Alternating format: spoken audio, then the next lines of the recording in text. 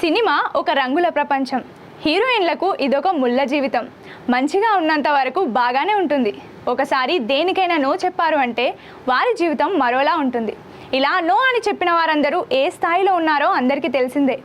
Industry అంటేనే casting couch. ఈ లైంగిక వేధింపులను ఎదుర్కొని హీరోయిన్ ఉండదు అంటే అతిశయోక్తి కాదు. పరోక్షంగానో ప్రత్యక్షంగానో ఖచ్చితంగా కాస్టింగ్ కౌచ్ను ఎదుర్కొని ఉంటారు. కొంతమంది బయటపడతారు, ఇంకొంతమంది బయటపడరు. తాజాగా బుల్లితెర నటి మల్లిక కూడా కాస్టింగ్ కౌచ్ బాధితురాలేనని చెప్పుకొచ్చింది. మల్లిక జాగుల చాలా సినిమాల్లో వ్యాంప్ క్యారెక్టర్స్ చేసి మెప్పించింది. ఇక బుల్లితెరపై విలన్ గా కనిపిస్తూ మంచి పేరునే తెచ్చుకుంది. అయితే గత కొంతకాలంగా ఆమె సీరియల్స్లో కూడా కనిపించడం లేదు. తాజాగా ఒక ఇంటర్వ్యూలో తన బాధను వెళ్లగక్కింది.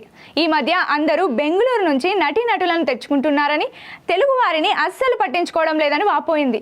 ఛాన్సులు లేక, చేతిలో డబ్బులు లేక డిప్రెషన్లోకి వెళ్ళిపోయాను అని, కనీసం నిలబడలేని స్థితిలో ఉండేసరికి హాస్పిటల్లో జాయిన్ చేయడం జరిగిందని చచ్చి బతికానని చెప్పుకొచ్చింది. కరోనా తర్వాత ఎన్నో ఇబ్బందులు పడ్డానంటూ అవకాశాలు లేక చీరలు అమ్మానని తెలిపింది. మళ్ళీ నా జీవితం మొదటికే వచ్చిందని అనిపించిందని చెప్పింది.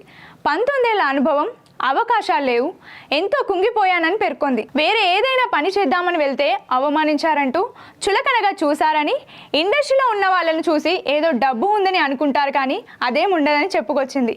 ఇక తను చాలా సినిమాల్లో వ్యాంప్ క్యారెక్టర్స్ చేశానంటూ మొదట నాకు మంచి పాత్రలే వచ్చాయని తెలిపింది. అయితే తనను కమిట్మెంట్ అడిగారని, దానికి తను ఒప్పుకోలేదని వెల్లడించింది. నెల రోజులు టార్చర్ పెట్టారని ఆవేదన వ్యక్తం చేసింది. అందుకే సినిమాలు వదిలేసి సీరియల్స్లో తన పాత్ర ద్వారా తానేంటో చూపించానని చెప్పింది. ఒళ్ళు అమ్ముకోలేదని, ఒళ్ళు చూపించాను అంతే అంటూ చెప్పుకొచ్చింది. ప్రస్తుతం ఈ వ్యాఖ్యలు నెట్టింట వైరల్గా మారాయి.